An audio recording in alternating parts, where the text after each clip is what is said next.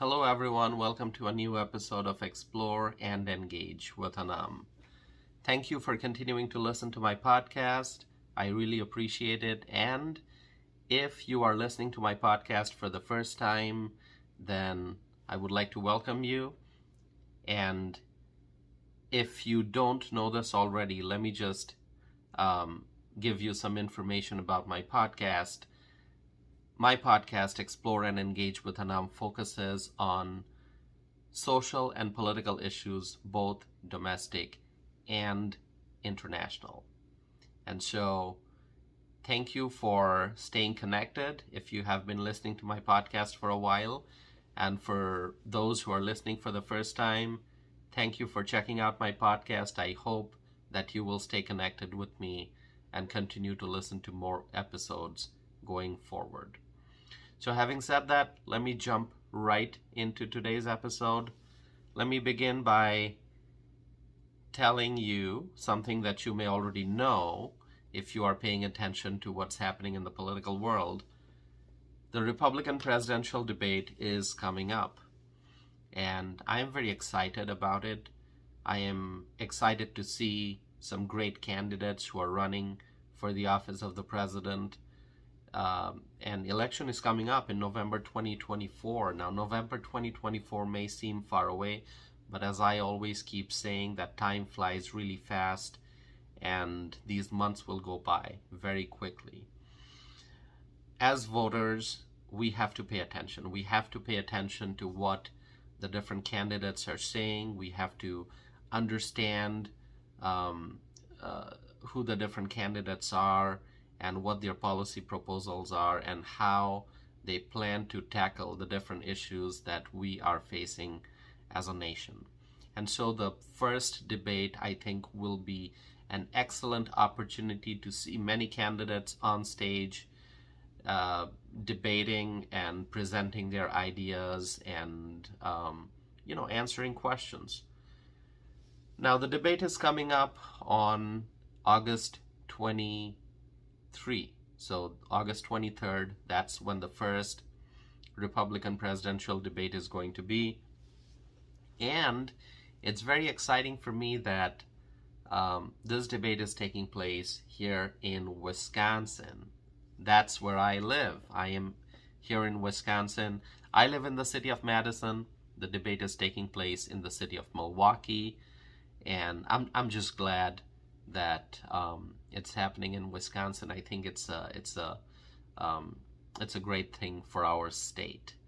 And so I don't know who the candidates will be on stage. I mean, I have seen some reports that talk about who the candidates are who qualified to be on stage, but then I'm not sure whether between now and August 23rd, maybe there will be additions. I don't know. So I guess as I was looking at the criteria, the requirements that are set by the Republican National Committee, it seems that in order to qualify for the August 23 debate, a candidate has to have at least 1% in 3 high-quality national polls or a mix of national and early state polls between July 1st and August 21st. Okay, so that means some candidates who may not qualify as of now would still have an opportunity to qualify. And there's another requirement. A candidate has to have a minimum of 40,000 donors with 200 in 20 or more states. Okay, so at least 1% in 3 high-quality national polls or a mix of national and early stage polls, and that would be between July 1 and August 21, and also a minimum of 40,000 donors with 200 in 20 or more states. Okay, so that's what a candidate would need to accomplish in order to qualify for the August 23 debate. Well, we'll see who the eventual candidates are on stage, and I'm just eagerly waiting. Now let me talk about a particular Republican leader, because there are some questions about whether this particular Republican leader is going to run for president or not. Now you may be wondering who I'm talking about. I'm talking about Glenn Youngkin. He is the governor of Virginia, and if you have been paying attention to what's happening in the political world and recent elections, then you probably remember that when he won that election, the gubernatorial race in Virginia, it was so exciting. It was such a massive victory. And then obviously he is a Republican star, and it seems that he's doing great so far. And people are asking if he's going to be running for president. So there are lots of speculations and predictions. I don't know the answer, and so I guess we can guess, but to know for sure, we're going to have to wait. And there are some Republicans who are looking at Glenn Youngkin as a possible candidate for president. So so far, Governor Youngkin has not announced if he will be running or not. And like a great governor, Glenn Youngkin seems to be really focused on the job that he has right now, and that's in Virginia. He is the governor of Virginia. And as I said, I remember when Glenn Youngkin won the election to become Virginia's governor. It was a big victory, and Republicans were super excited, and some Republicans are hoping that he would announce his candidacy to run for the office of the president. But we don't know if he's going to do that or not. We just have to wait and see. Now, I have not met Mr. Youngkin, but just seeing him on different interviews on TV and reading about him, I can tell that he's a likable person. And I really have not heard anything about him that's negative. Obviously, his political opponents don't like him, but that just tells us that he's a solid conservative Republican governor, and he's certainly a great leader. And the fact that he has not said much about 2024 presidential election tells me that Governor Youngkin is probably really focused on his job as the governor, and that's really what he should be doing right now. The fact that a Republican won the governor's seat in Virginia, that's a big achievement. That's a big accomplishment. And it was a big defeat for the Democrats when Glenn Youngkin won the race to be the governor of Virginia. But then there are many, as I said, who would probably like to see him run for president. But I guess for that, he still has time to make a decision. I know that, as I mentioned, the first Republican debate is coming up, and Mr. Youngkin still has not made any announcement that he's going to run. So we don't know. We don't know. He may just continue doing what he's doing as the governor of Virginia. Maybe he's not going to run, but then again, we don't know if he's going to decide to run. So we'll have to wait and see. But the important thing to remember is, for anyone who wants to see Glenn Youngkin run for president, if he doesn't run in 2024, he can still run for the office of the president in the future. I mean, he's not old. I was reading his bio, and it says that he was born in 1966. So he has got a lot of time to run for president in the future. Now, why are some Republicans looking at him as a possible candidate? There are some strong Trump supporters out there, and then there are others who would like to see a new, fresh face. And so in that process, a lot of people are supporting Ron DeSantis for president. And then as the wheels of politics keep turning, some Republicans are drifting away from the current pool of declared candidates, and they are looking for someone else. They are looking for somebody who has not announced candidacy yet. They are looking for a new person, a fresh face, as I said. And in that process, the name of Glenn Youngkin is coming up. And so Glenn Youngkin has a decision to make. Does he stay where he is and focus on his job as the governor of Virginia, or is he going to decide to run for the office of the president? I think we just have to wait and see. Now let's remember one thing, my friends. Glenn Youngkin's approval rating is reportedly at an all-time high. So he's obviously doing a really good job in Virginia. And as I was looking at news reports, I saw that according to a recent poll, 57% of Virginia voters said that they approved of their governor's job performance.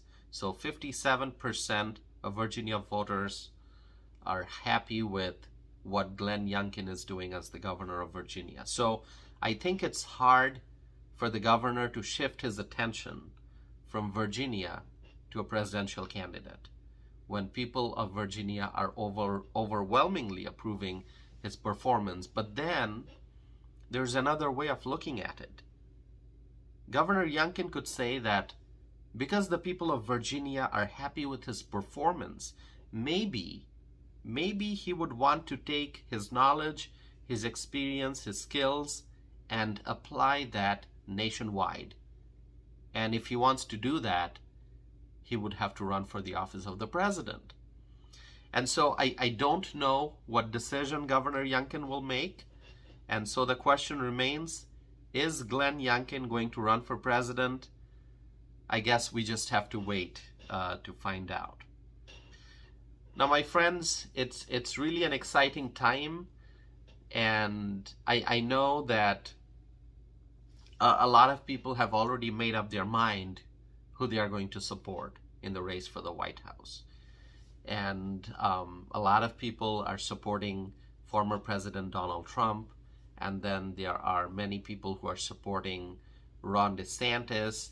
And then there are other candidates. Obviously, there's Nikki Haley, there's Tim Scott, Vivek Ramaswamy, Asa Hutchinson, and Mike Pence.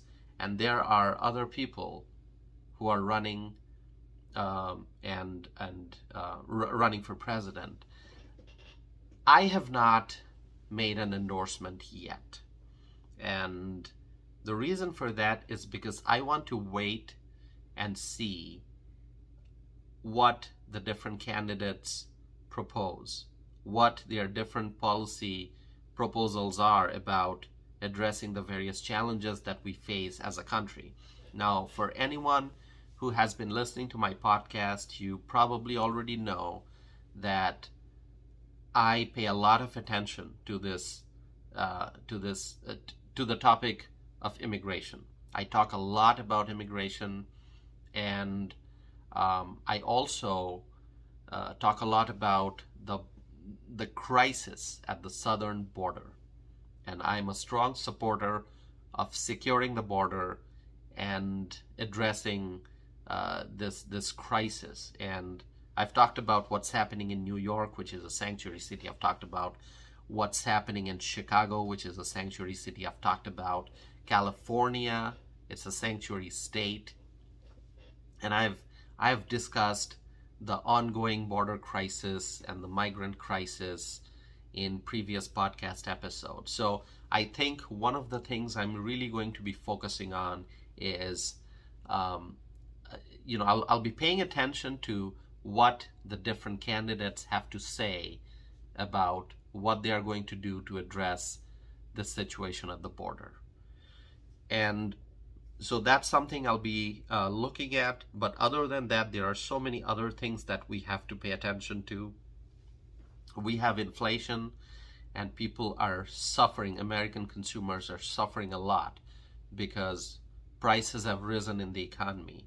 And yes, wages have gone up to some extent, but prices have gone up even more. So even with wage increases and salary increases, American workers are still having a really tough time keeping up with the rise in prices in the economy. So even with salaries and wages going up a little bit, people are still struggling because so many things, everyday essentials are still unaffordable because prices have gone up. So Americans are struggling. Let's talk about gas price. Gas price is still very high, and people are suffering as a result. And so I want to hear the different candidates on the debate stage talk about how they are going to address the inflation and the supply chain problems and what they are going to do about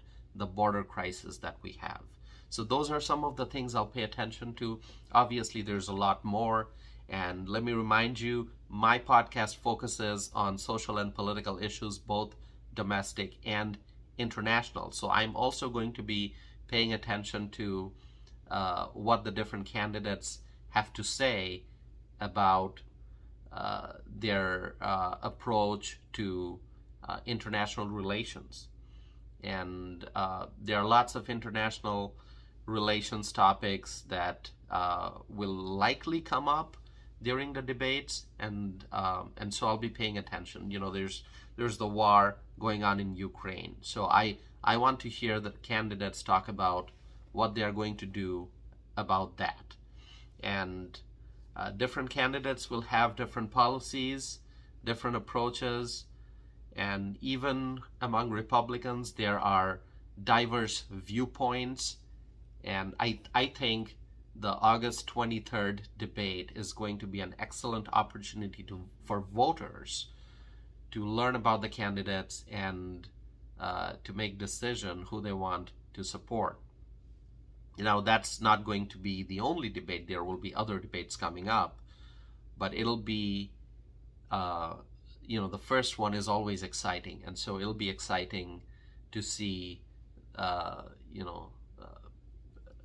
what the different candidates on stage, how they present themselves and what policy solutions they propose. So we'll wait and see. I'm looking forward to August 23rd, and between now and then, there's a lot of excitement in the political world. Now let's move on to another topic, which I just read in the news, and I was actually very shocked when I saw that. Reportedly, for the first time in 72 years, motorists in the state of Oregon can pump gas into their own cars. So I didn't know this, and I will admit when I don't know something.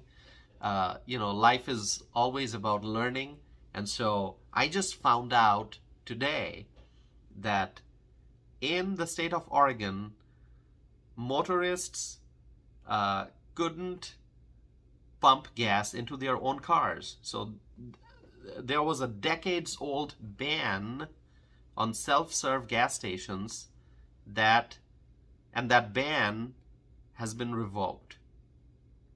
That ban has been revoked. So the governor of Oregon reportedly signed a bill on Friday to allow people across the state to choose. Now they're going to have a choice. So they can choose to have an attendant, gas station attendant pump gas, or they can pump gas themselves.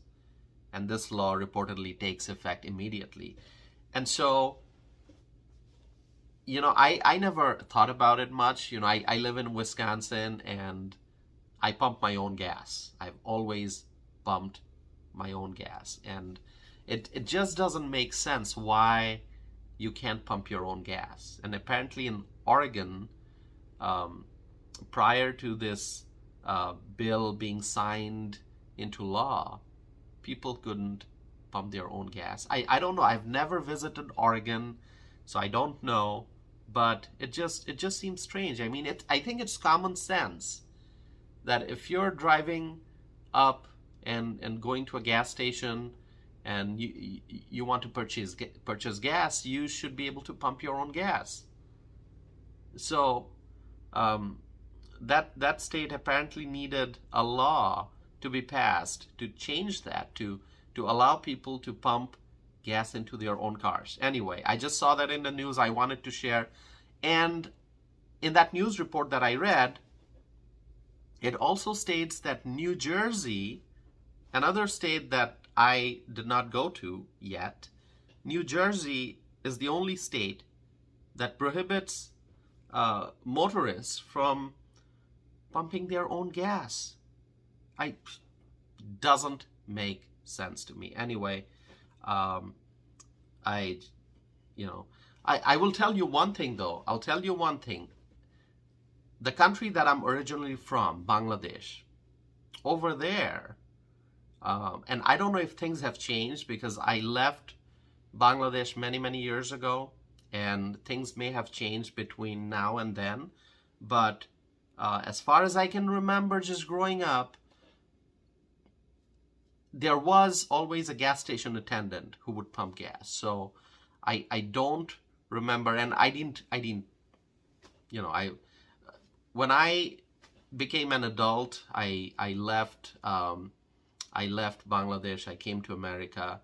So it was always, I saw other people. I never had to deal with pumping gas in Bangladesh. But growing up, whatever I saw, I can tell you from my memory that at every gas station there was always an attendant. There were attendants who would pump gas into people's cars.